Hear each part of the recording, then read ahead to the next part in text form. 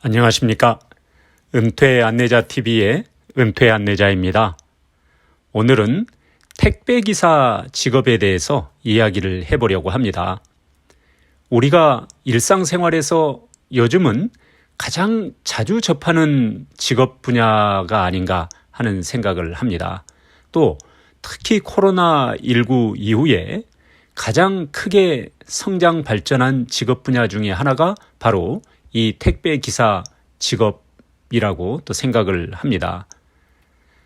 그래서 모 대기업 택배업체의 베테랑 택배기사님 한 분과 인터뷰를 했습니다.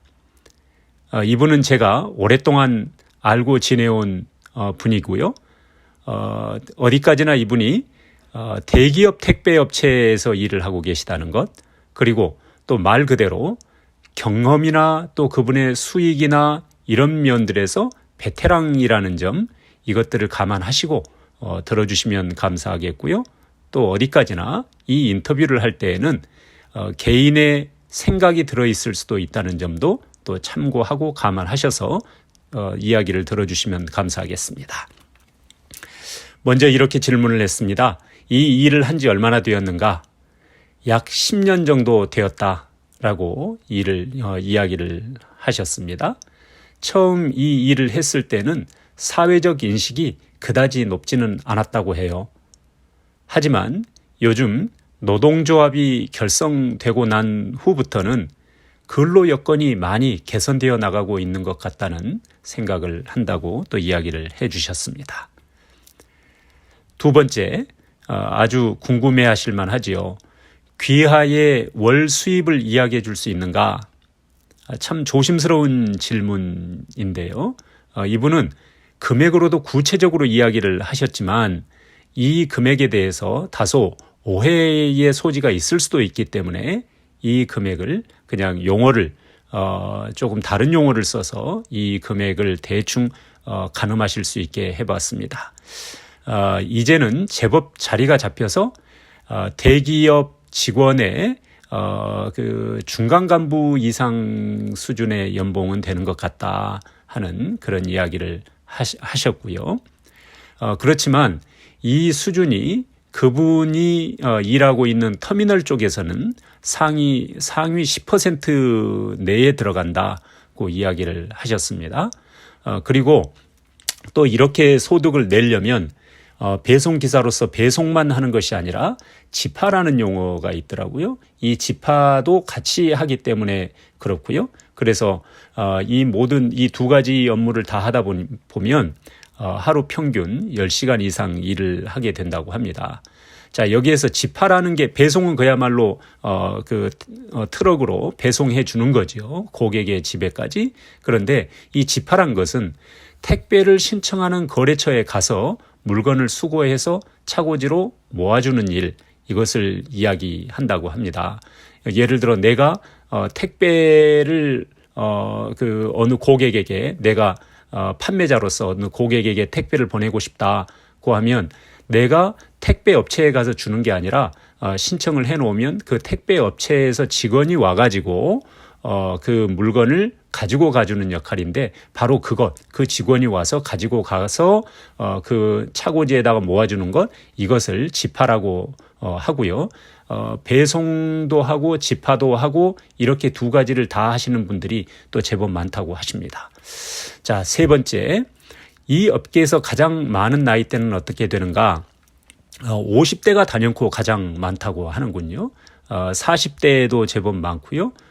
그리고 20대도 덜어 있는데 쉽게 적응은 잘 하지 못하시는 것 같다고 그분 터미널 쪽에서는 그렇다는 이야기를 하고요. 그분의 터미널에서는 65세인 분이 최고령인데 부부가 같이 하신다고 합니다. 그래서 이분이 살펴봤을 때는 나이가 많을수록 부부가 함께하면 좋겠더라 하는 그런 생각을 한다고 이야기를 하셨습니다. 자, 여기에서 용어가 터미널이라는 용어가 자주 나오잖아요.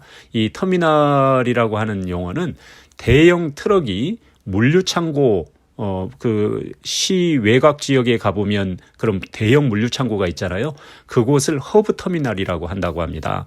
그 허브 터미널인 물류창고에서 물건을 그 화물을 싣고 택배 기사님들이 모인 장소가 있다고 해요. 어느 시에 한 3개, 4개 터미널 이런 식으로 있을 수 있나 봐요. 바로 그 택배 기사님들 개개인이 그 화물을 수령하는 장소. 그래서 이제 거기에서부터 자신의 탑차에다가 싣고 이제 배송을 시작하는 그런 장소를 터미널이라고 한다고 하는 이야기를 하는데 한 터미널에 10여 명, 한 20여 명 이런 곳도 있다고 합니다. 자, 이 업계에는 어떻게 진입할 수 있는가? 아직은 어떤 그 공고를 보고 들어갈 수도 있는데 그 공고를 보고 들어갈 때 조금 조심할 요인들이 있다고 하니까 여러분들이 그것은 참고를 해보시면 좋겠고요. 이 택배 기사님은 주변의 택배 기사님들을 통하는 게 가장 안전하다 이렇게 이야기를 해주셨습니다. 처음부터 흔쾌히 정보를 주려고 하지는 않겠지만 진지하게 부탁을 하면 대부분은 도움을 주실 것이다 라고 이야기를 하셨고요. 또 택배업체 대리점들이 있는데 그 대리점에 인맥이 있어도 또 안전하게 들어갈 수 있겠다 하는 그런 이야기를 했습니다. 자, 관심 있어 할 분들에게 해주고 싶은 말이 있느냐고 마지막으로 질문을 했는데요. 고생하는 직업인 것은 맞다. 이분의 경우에도 어떤 때는 다리가 퉁퉁 붓는다고 해요. 그렇지만 그 다음날 어김없이 나가야 한다고 합니다. 그게 신뢰고 또 그렇게 해야 또 물량이 돌아가기 때문에 아무리 힘들어도 매일 일터로 나가겠다는 각오를 철저히 하고 시작하셔야 된다는 이야기를 했고요.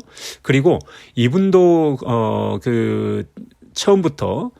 처음에 중고차를 구입해서 시작을 했다고 해요. 그래서 처음부터 어떤 경우에는 새 차를 구입하라고 그렇게 권유를 하는 경우가 있는데 꼭 그럴 필요 없다.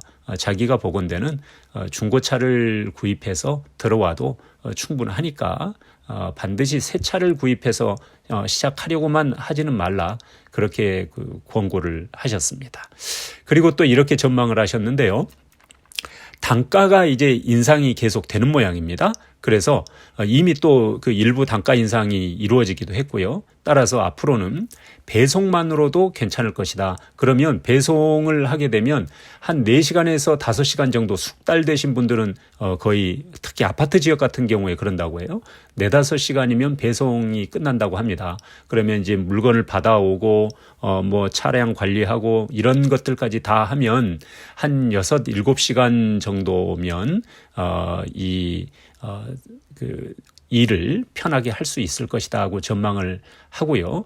그래서 소득도 괜찮을 것이라고 이야기를 하는데 조금 더 건강이 되시는 분들이라면 지파, 이것을 픽업이라고도 표현을 하시더라고요.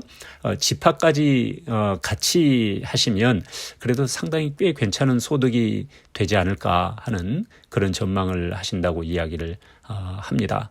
여러분, 이 택배 기사님들이 굉장히 열심히 일을 해주고 계신 덕분에 우리가 이 코로나19 상황에서도 많은 사람들이 몰려있는 곳에 가서 굳이 쇼핑을 하지 않아도 우리의 일상생활이 가능해지게 그렇게 됐습니다.